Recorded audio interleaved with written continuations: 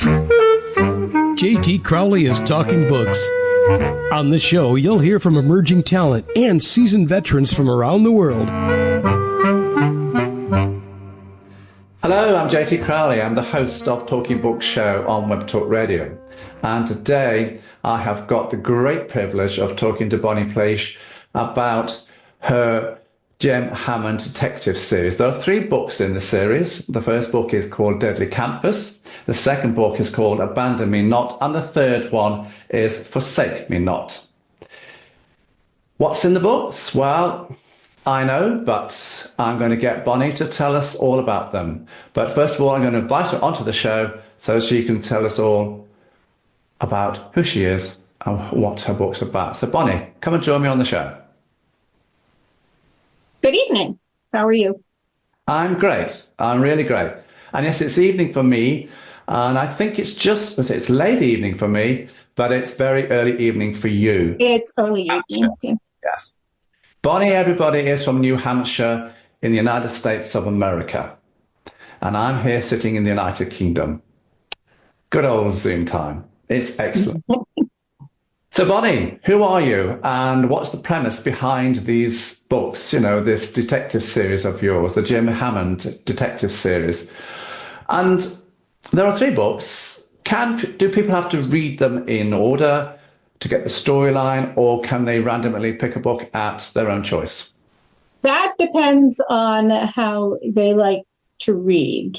I'm a stickler for reading a series from, the first book, but you can take the book from the series, and within the pages is referrals back to the first book. So it doesn't completely leave you at a loss. There is some room for maneuver. Indeed. Yeah. So who are you and why have you written this detective series, this genre? I'm Gail Plaish. I love the mystery of trying to solve who done it, or going from the mystery. I, as you said, live in New Hampshire. And I have, from a very early age, I have like police shows, detective shows, police procedurals, and supernatural. That's in there too. In Jem Hammond, you're looking at a futuristic story. It takes place in 2335, which is quite a ways in the future. But I see the way things are developing sometimes, and I get to the point of saying, I wonder how things will be in so many years.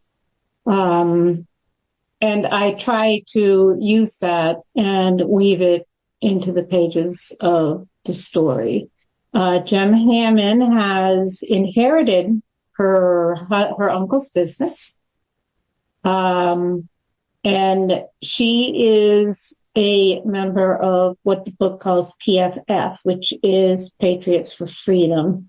Now, what's happened is that over the years, centuries and decades, the country has totally turned into a communist socialist type country, where restrictions of your freedom and of a lot of things that some people take for granted here in this country, are taken away from you. And amongst all of that, there still is crimes that are committed, and they need someone expert. Now, Jem teams up with her boyfriend. It's her boyfriend in the first book, Deadly Campus. And she teams up with her boyfriend to solve a string of murders that she really doesn't understand. And in that particular time, in that particular string of murders, her sister is murdered. And it is the same MO has followed, and her sister was killed the same way as other girls on the campus had been killed. So it's something that has been going on, but it affects her personally when Ruby, who you are introduced to in the prologue, she is killed by an unknown assailant. Okay. So I think we're getting the gist here, everybody, that this is going to be an explosive book. It's a heart-pumping book. It's a real page-turner. There's lots of twists and turns in this series. So let's get into the series, everybody. Now, we're not going to go into all the chapters of each of the books. Now, Bonnie and I beforehand have agreed off screen to go to certain segments of the book to give you a flavour of what each book is about. But if you want to know more about the book and the series, then go to the webpage. That's Bonnie's webpage. That is on the written introduction that accompanies this podcast interview. So I want to go to the first book now, Bonnie, which is Deadly Campus. And I really want to go to, I mean, there are 11 chapters in this book, that excludes the prologue and the epilogue. But I want to go to the prologue first in this first book because I quite like it, and I think it really sets the scene for the whole series. Here we've got the character, you start off with the character Ruby. She wants to be a budding bestseller author, like a lot of people I know. She's Jem's sister. Both Jem and Ruby worry and care about their mother. This is a futuristic book. As you said already, it's 2335. You also have, you introduce us to Ryan, the boyfriend, and you introduce us to the PFF.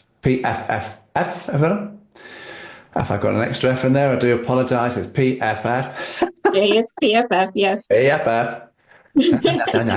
A lot of analogs. Yeah, she's done it. I try to put footnotes down as to what those analogs stand for and try to help out. Oh, she's done it deliberately, everybody. And we've got, Christian views here because, Jem is a Christian person. We've got the socialist democratic situation because now the United States has gone from a free capital country to more of a communist country. There's a big shift here. So I'm going to say, Bonnie, please tell us what's in this part of the book, the prologue, and where did the whole idea come from? Because there's in any book, there's the story behind the story. So that's what I want to get at here is, where's all this coming from? Please tell us. Start with the prologue. Actually, a lot of my ideas come in dreams that I take. That's my subconscious working overtime, I guess. And sometimes I'll actually have a dream that plays like a movie, full color. At night, in my dream, it's full color, and it's chronological.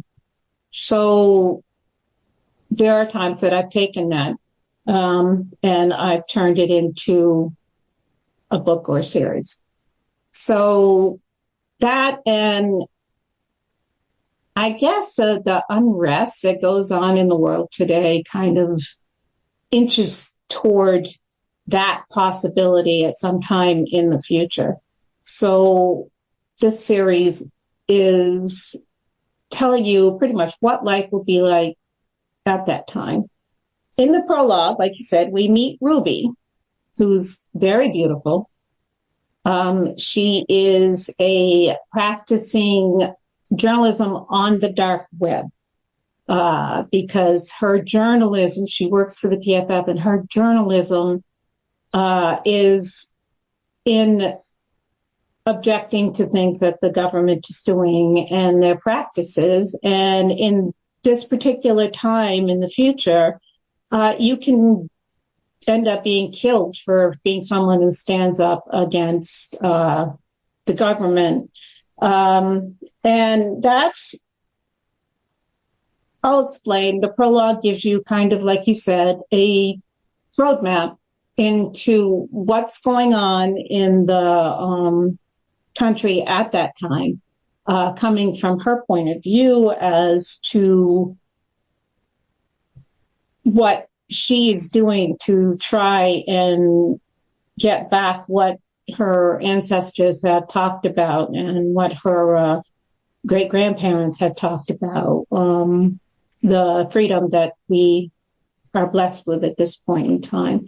Is also, the government also objects to Christianity. So Jem and Ryan both are Christians, and they kind of have to keep their beliefs and their faith kind of under wraps, or they could end up getting arrested or killed for that. So with that all going on in the background, Ruby is writing up the latest blog that she writes on the dark web about executions of high-ranking PFF members that the government is keeping under wraps, typical of a government who's doing things that are not acceptable, but they're hiding it from the actual people. So, because they're always teetering on, if the PFF should advance, if they should take over or come back, they could end up losing all the power that they have gained over the years. So it's that kind of a face-off between the two entities. And Ruby talks about that, and she gets into a conversation with her mother. And of course, her mother's very worried about her choice of career, Jem's choice of career, because they're so dangerous, the typical motherly type worries that happen. It's quite a powerful opening, isn't it? It's kind of a what? I'm sorry. It's quite a powerful opening. Yeah, it's really bringing people to the reality of the situation that's going on around right now. Why Jem chose the life she chose, why she's doing the things she's doing. And her love for, Ryan and her, they work together as a team to solving these mysteries and these crimes. And they make a great team. Okay, let's delve in a little bit further here. Let's head off to chapters 1 and 2. Now, these chapters, everybody, are headed up. Just another victim, and investigation begins. And this is where we really start to see the main character, Jem, come into flower. And she works very closely with her boyfriend, Ryan Summers. And then in chapter 2, you talk about curfews, the smart system in Jem's office, Uncle Harry's voiceover, fossil fuels banned in the 22nd century, political wars, warfare, battles raging. And it's not a very nice setting. And so you've done this powerful prologue, and here again, you've gone for gripping, page-turning early chapters. Take us through these first 2 chapters in your amazing book. Okay. Chapter 1, of course, like you said, brings Jem into the camera lens, so to speak. She's not a beauty like Ruby is, but she is a special person. She has a relationship with the captain of the PDD, which is the Public Defense Department. And what that is the type of law enforcement that has taken over your government and state-run police forces and stuff that we have now that we are aware of. In Jem's time, that is no more. The government runs everything. They run the PDD, which is, the Public Defense Department, the MGP, which is Military Government Police. Now, the MGP is also soldiers, and they're the ones that are the military type thing. So you've got that going on in the background. In the beginning, she talks about the house she inherited, like you said, from her Uncle Harry, which is why his voice is the one that the AI is currently using. Plus, she has an AI humanoid type servant, Susie, who takes care of her and cooks the food and stuff like that, because she doesn't have a lot of time to do all of that. And so she works with Ryan. They team up in a lot of things. She's what they call a PIPD, which is a private detective, private investigator with the police department. So that means that she can work with the same type of freedom, whereas at this point in time, private eyes really don't have as much the resources and the freedom that the police department or the law enforcement does. So in this situation, they have a combining force between their captain, as Ryan is a captain of the police force, and Jim. And they're a dynamic team. They've solved a lot of crimes over the years. So she has just barely passed that thing. And she has set up wanting to meet Ruby for a celebration. But when Ryan calls and tells her that he needs her to come over to Ruby's apartment pronto, she goes and discovers that her sister has been murdered. So she starts going through, and as she's going through the room and stuff, most people would not, like, now you're not allowed personal connections when you're working on a case, but in that time frame, you are if you're qualified, and she is qualified. So she is going through the apartment, and you get peeks inside of her head. She talks to herself as she, in her mind, she's working things out in her mind about the position of Ruby's body and what happened, and using the clues that she sees around the apartment to try and put together a scenario of what actually happened. So, yeah. When I looked at the book, I did think to myself, would she be allowed to take this case on because of her relationship, with her sister? I think over here that wouldn't be allowed. So I was wondering that. So now you've cleared that up. Now, but I'd also like to clear up the curfews. What are they about? The curfews are enforced by the government, and they are meant to control their people. Basically, that's what the curfews do. You need to be in your house by a certain time, and we don't want to see you on the street. You'll get arrested, pretty much. The only ones out on the street are government gangs, which are the ones that help control the population. This is like a really dark society that you're dealing with. She has connected to her house. She has a tunnel in the old subway tunnels that have been destroyed and blocked off from use because they now have something they call the tube, which is a very fast-moving train that can get you from this country to Europe in a couple hours. in that kind of a situation. And they've reconstructed the land bridge that set Alaska and Europe apart. And they pretty much reconstructed that. And the train goes through that. This train goes all over the country. The country is no longer 50 states.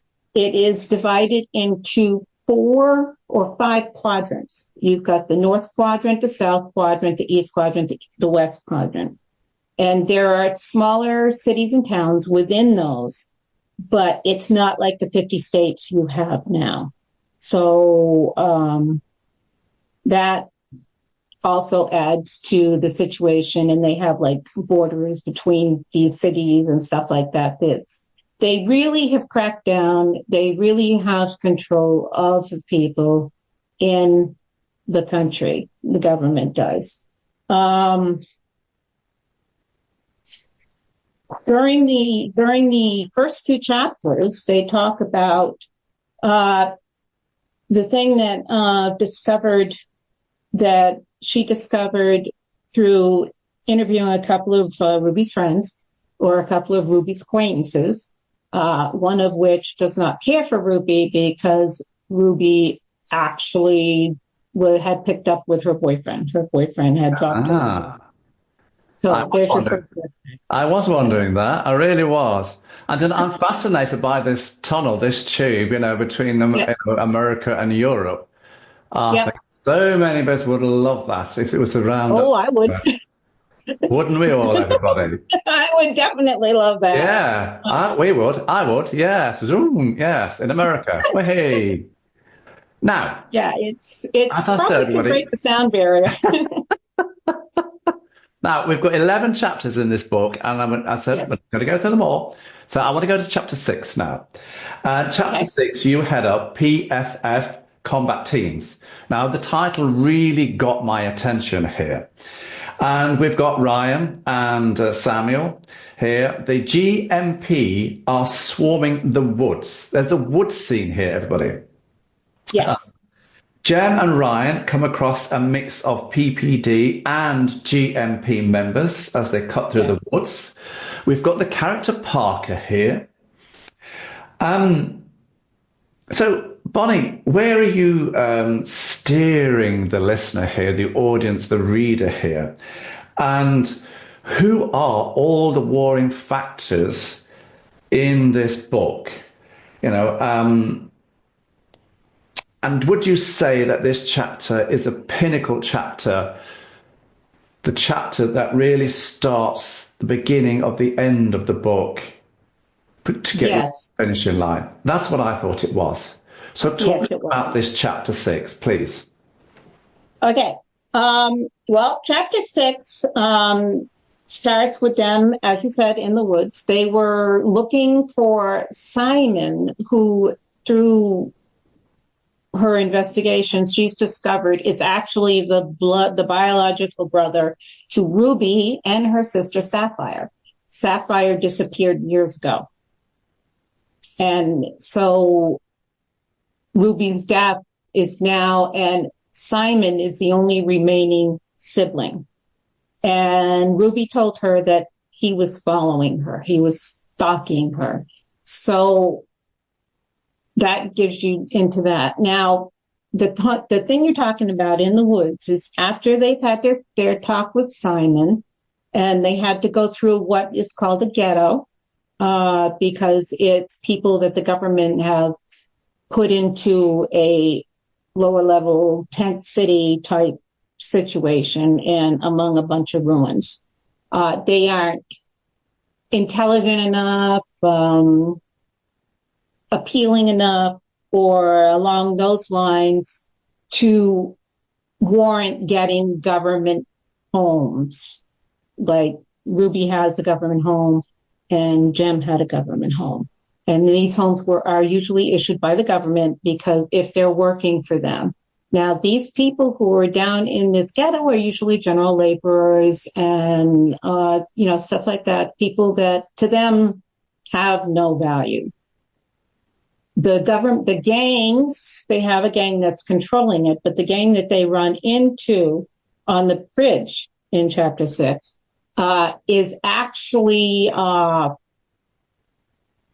working for Simon. So he gets them and they go and they travel through they travel to see Simon. They talk to him. He gives them a map as to how to get back home. After he explains to them the situation between him and Ruby, which was totally different than what the original indication was. And so they're heading home, and Parker, who is the lieutenant of the PDD, Parker, okay, he hates the Hammond family. He is a hard loyalist. And he grew up around the Hammond family. He saw people going in and out of the house and stuff like that. So he is suspicious of them. So this attack in the woods by him, he jumps on them because he thought he had the upper hand. But Ryan ends up getting the upper hand. So that battle went to Ryan. But Parker is bound and determined that he's going to win the war. And he pushes throughout the book, throughout the series, actually, he's pushing to find enough evidence against Jem to arrest her and her family for treason. So you see, everybody, I think Bonnie and I made a good choice there. Chapter 6 is packed full of twists, turns, and it really is the start of the end. She's taking you, the hints are there. She's weaving the threads to take you to the end of the book, which is just absolutely fascinating. And and she's woven this story here so brilliantly. Now, there are another 5 chapters in the book. There's 11 in total. Five more chapters after chapter 6. And if you want to know what they're about, well, I have a very simple answer to you. So if you want to know what chapters 7, 8, 9, 10, or 11 are all about, go to the written introduction, go and have a look at our webpage, or click the Amazon link and either preview it, or better still, buy it. Yeah, that would be great. What a great sales pitch there. Now, Bonnie, let's leave Deadly Campus and turn our attention to the second book in this series, Abandon Me Not. And let's go straight to chapter 3. The MGP has been pushed back 3 times. Ooh. Since the PFF have started their assault yesterday evening. This puts the PFF at the advantage as more and more people are standing up beside the rebel army. Now that's the quote that kick-starts this chapter, everybody. We've got Jem and Ryan, they head off to interview Anna Bernhardt. I wonder what that's about. And now we have what appears to be another raging battle. It's simmering here, everybody, this battle is. So, Bonnie, where are you taking us here with this new book in the series? Abandon Me Not. There is a sniper loose in Brightway. Brightway is the city that they live in. And one of the victims is Anna Bernhardt's foster son. Now, she has 5. To put you into what is going on there. She has 5 of them, 2 of which are killed by the sniper. But they still don't know if this is an attack on the family or if it's an attack on the MGP or if it's an attack on suspected PFF. That is all intertwined in there. And trying to figure out how to say this without giving away too much in the further book. Don't give too much away. Shh. Yes. You get an intro to North Star Range. Now, in a country that is taking control of its citizens, they don't really allow guns, but people are still getting them. Oh. Only the government people are allowed to have guns, and they have to have a special government license to get the gun. They either have to be serving in the police or in the military. So that is there, and people are getting them. Who is the sniper? Why? And how did he get a gun? Now, they go after Teddy, who is another foster brother in the Bernhardt family. And they bring him in for questioning. He's a suspect. His parole status, he's not supposed to be anywhere near guns because he has been in trouble all his life. He has been quite the little adventurer, shall we say. That's one way of putting it. And they discover him with firearms. So his parole is messed up. He's in a big trouble. They interview him, and they go find out North Star Range. Now, North Star Range is a firing range, but it's very carefully monitored, and you can only use guns that are there at the North Star Range. And some people, who have the licenses bring their own. So they delve into the personal history of the victims to try to find their connection. And like I said, the North Star Range pops up. Now, while they are interviewing Teddy, or they bring in another person they suspect, but that didn't turn out much. But Teddy is a major person of interest. And so he is out on jail, and he got a job at the North Star Range.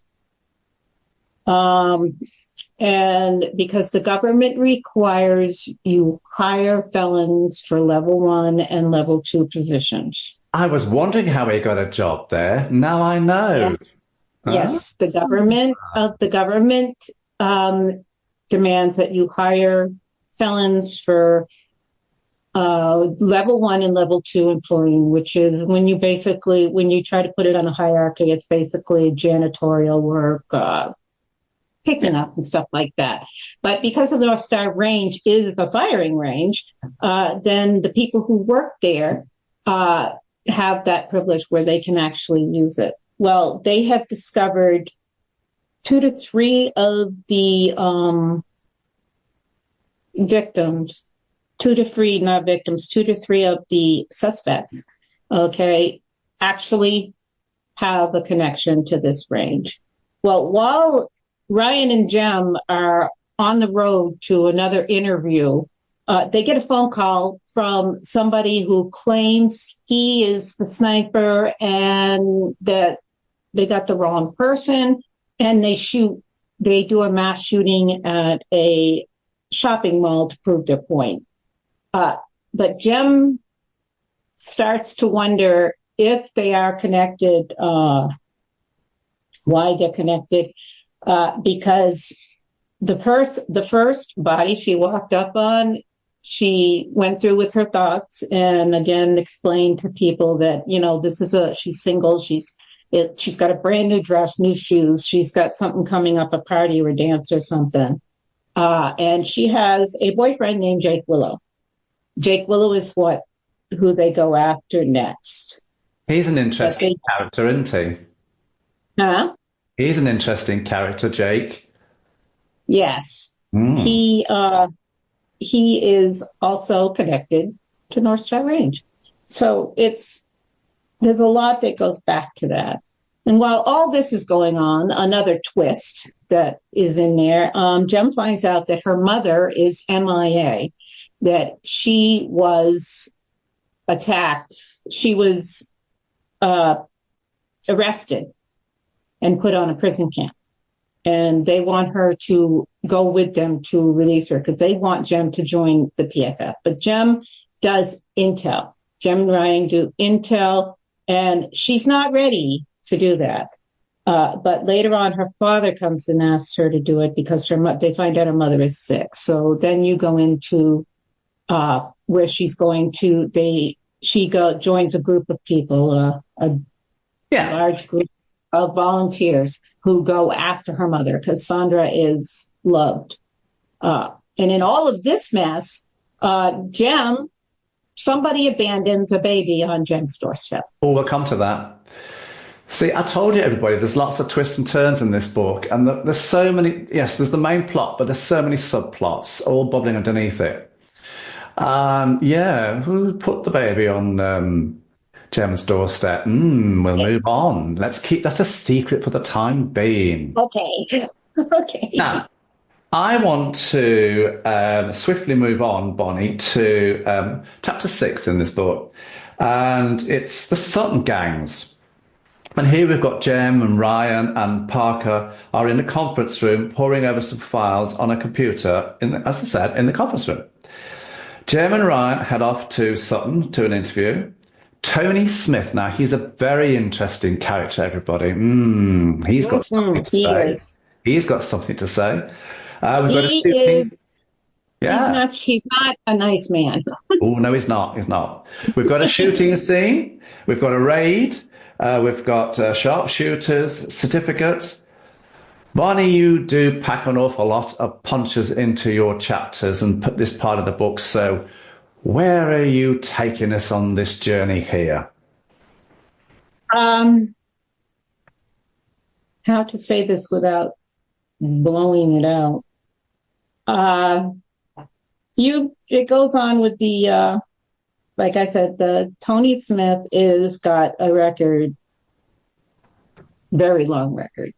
He's also the member of a gang called the Skullheads, which are another government gang. So he is also very angry. He was bullied by his foster brothers. So he swiftly becomes a person of interest too for his past and what he's doing. So Jem and Ryan start to look into him. So they've got like 3 suspects up to this point. And it's finding out what is going on with this family. And by now they're figuring out, okay, this is against the family. There's something going on with that particular family. Anna Bernhardt is the mother. So they are getting into, after they bring him in for questioning, they really keep it up, and they start to really think that this guy is the one who did it. And so they went on. She rescues her mother. They end up in a fight with the guards at the prison camp. It's like the worst prison camp to try to rescue her mother from. Well, it's in that time and I can't go into that yet because you want to wait on that one. No. You see, this is a teaser, everybody. This is what the whole idea is to give you a sense of feeling of what you can expect from this book. It's powerful, it's punchy, it's heart pumping, it's twists and turns. There's a lot going on. Now, I know our visit to the second book is very brief, but I really do want now to skip very quickly on to the next book, Forsake Me Not. Now, this is the biggest book in the series so far. And we've got a Christmas scene, everybody. And we have missing boys. We've got so my question is, who's taken them and why? We've got a body. There's bodies all over these books, everybody. We've got Jem's haunting dreams. This is a real roller coaster of a ride, storyline, everybody. It's fast paced, it's packed, it's a roller coaster. My question really is, Bonnie, what's cracking off here in this third book? Okay, Forsake Me Not. What's cracking off? Yes, in Forsake Me Not. Yes. Okay. Forsake Me Not, like you said, deals with boys that are disappearing. How she got started on this case, her best friend's son was grabbed, taken, kidnapped, however you want to say it, during an evacuation on Thanksgiving. And so he disappears. She calls them in there. During this, she is trying to prepare. She wants to give Belle a Christmas to remember. Not so much remember. I mean, the child is not even a year old, but it's her first Christmas. And Belle at this point is considering adopting the baby. Belle and Ryan. By now, they are married. So they become a husband and wife team. So she goes in and tries to solve this. Now, a lot of things point to a certain person called Mike Montel. Now, what he does is he has a game called War, and it involves inviting all the kids in the neighborhood to come and take sides, either their PFF or their MGP. Do you know one of the characters that really interests me in this part of the books is General Joseph Marks? Yes. Isn't he interesting? Yes. You do have some powerful characters here. Who is he? And what's General Marks is a recruiter for the MGP. And we're not talking about the typical draft that goes on. He also has a relationship with one of Jem's persons of interest who happened to be with Jeremy shortly before he disappeared. They are, him and Steve is his name. They can't adopt kids, so they do a lot of things with the kids. And Mike Montel is part of that. Okay, we're doing things with the kids, but the farm that Joseph and his partner own is almost butting up to Montel's property, which is where they find a couple of boys' bodies. So there, he's a suspect. They go and talk to Joseph because Steve told them, okay, I was talking to Joseph at this particular time. So Joseph is his alibi. But Joseph is a recruiter. And in this time that's going on, they recruit boys as young as 13. The government recruits them as young as 13. So it's really reaches out to maternal instincts or like that.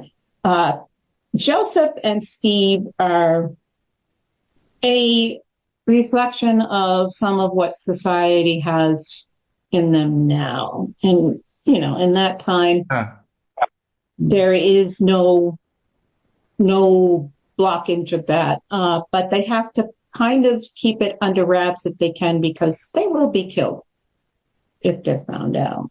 It's not illegal, but it's not favorable either. So it's a freer society in that sense. Up to a certain degree, yes, I agree with you. Yes. This is the little storyline that's in chapter 4 here, everybody. And in chapter 7, wow, this is a real explosive little section of the book, isn't it? Yes, it is. Oh boy. You know, I wish you'd give the reader a bit of a respite from this fast-paced, punching book of yours on this series. So I'm just going to say, who's gunning for who here? You know, come on, Bonnie, spill the beans, but don't, give the game away, because again, this is the chapter that turns the book towards the finishing line.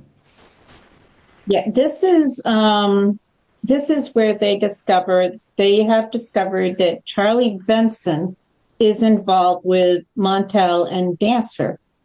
Dancer is the one who finances Montel in his little war game. Montel is he's a retired MGP person, but Benson is the police chief's son. So they're going after Charlie because it's shown that he's also suspected of doing the killings in the book. And execution, as he put it in the chapter 7, yeah. And he explains that they are traitors, they deserve to be executed and stuff like that. So he's killing kids, basically. So he's not a nice character, everybody. No, he's not. He's warped. Nicely, he's warped. He's very warped. He's very warped. The problem being is that he is the chief's son. So you're dealing with a very tight rope with this going after the chief's son. Of course, the chief doesn't want to believe that his son could be that callous. So when you got a chief who gets along great with Ryan, and now there's a little bit of tension in that relationship as well. In the process, Jem and Ryan follow the leads that they get to the southern quadrant, to a town called Eris. Eris, they find a register, which they have also found in another associate's thing. The register talks about the kids, when they were kidnapped, who has them. These kids are pretty much bought, and they also are investigating. The worst part of it, you're dealing with a pedophilia ring. You are. And Yes. I want to leave it there, everybody, because if you want to know more, go and buy the books. Now, Bonnie, I believe that there is a fourth book in this series that whether you've penned or whether it's coming out. It's in the planning stages right now. It's what? Yes, it's in the planning stages right now. I have written out a summary of, what I want. It's called Protect Me Not. And Jem and Ryan end up getting involved in protecting a government official's daughter who is in danger. And the suspicions go towards the PFF. So you got Jem and Ryan, the PFF might be doing this, going after this girl. So, but due to threats against him and his family, they are protecting her. So it's called Protect Me Not because she's your typical 16-year-old kid who doesn't want to be monitored, doesn't want people to know, and has a very choicey, dangerous boyfriend. She does. Wow. And he is, he's woven into the whole situation about going after them. So it's, like I said, it's in the planning stages right now. It is a future release. I'm looking forward to getting to it. I have a couple of projects I'm trying to finish now first. So that's in the pipeline for that series. Now, when you look at Bonnie Plesier's books, the Jem Hammond Detective Series is only one series of books that she's written, everybody. There's another one which is pretty upbeat here, and it's the Guardian WIT series, to which she's got 3 books out already. I think it's 3, and there's another 2 in the pipeline. So, very briefly, what's this series about? Very briefly. WIT is a government division, and it's futuristic, not as far as the Jem Hammond series. It's like in the 2050s types, 2040s, 2050s. And it's The Guardian WIT is a psychic law enforcement group. They go through conflicts and stuff like that, and the rule of a very tyrannical president who no longer is in control because they have taken back the country. But through all of that, you've gotten a very large exodus where everybody has come into the country. And this exodus includes a lot of people that have psychic abilities, witches, gypsies, all kinds of type of thing. And you have a futuristic situation where you're dealing with not your typical law-breaking people. You're dealing with psychic criminals, psychic villains, who can do some pretty bad things. Recover the Missing, which is book 2, deals with a psychic dream weaver and a dream weaver and a dream, I forget the name of it right now, but it's the dream weaver can weave the dreams, dream walker, the dream weaver and the dream walker.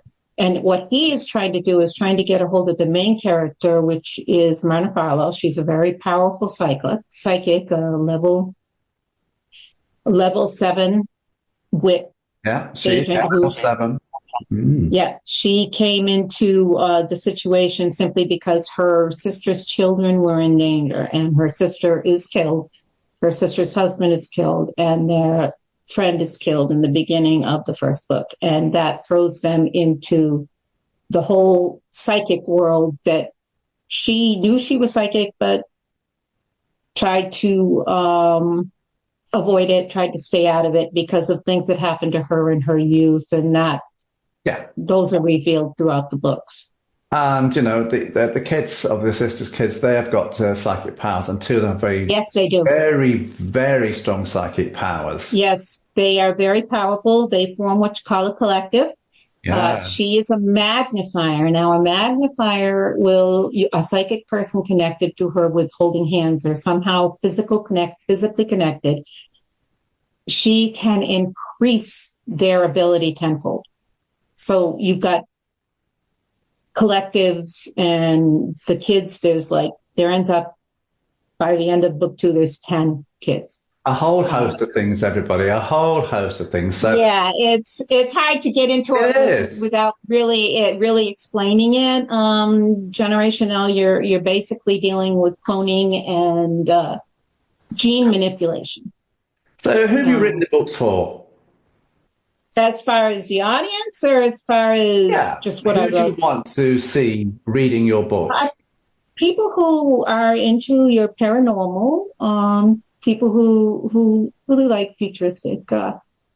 Women basically will probably go in it because there's a dose of love in both the series. You've got a dose of a love story going on.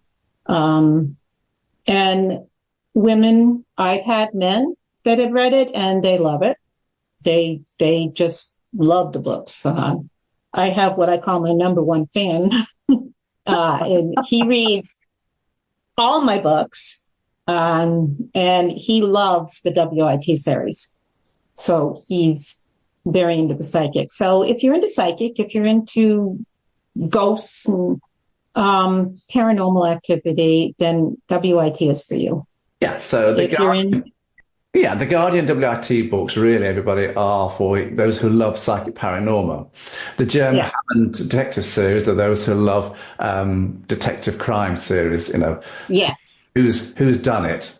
So they're 2 very different series.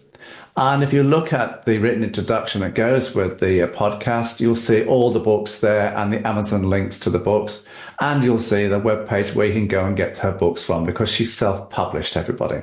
So you get them from Amazon, or go to her webpage and get the books from there. The webpage, I sell signed books. If you order from the webpage, I will sign it before it's sent out to you. So you will have a signed book. And your webpage is blpleisch.com. It's www. all of that, but it's blpledge.com. Yeah, there you go, everyone. www.blpledge.com. Well, I have to simply say, when I've looked at these books, everybody, they've been very exciting, they're heart-pumping, they're fast-paced, they're twisting and turning, and I've thoroughly enjoyed reviewing them. So I simply want to say to Bonnie Plage, thank you so much for coming on my show. It's been a great pleasure interviewing you. Well, thank you for having me. It was a new experience. I kind of enjoyed it. You made it easy. That's the whole knack of being the good host. So, as I say at the end of all my podcasts, thank you very much for listening wherever you're in the world. Until next time, stay safe.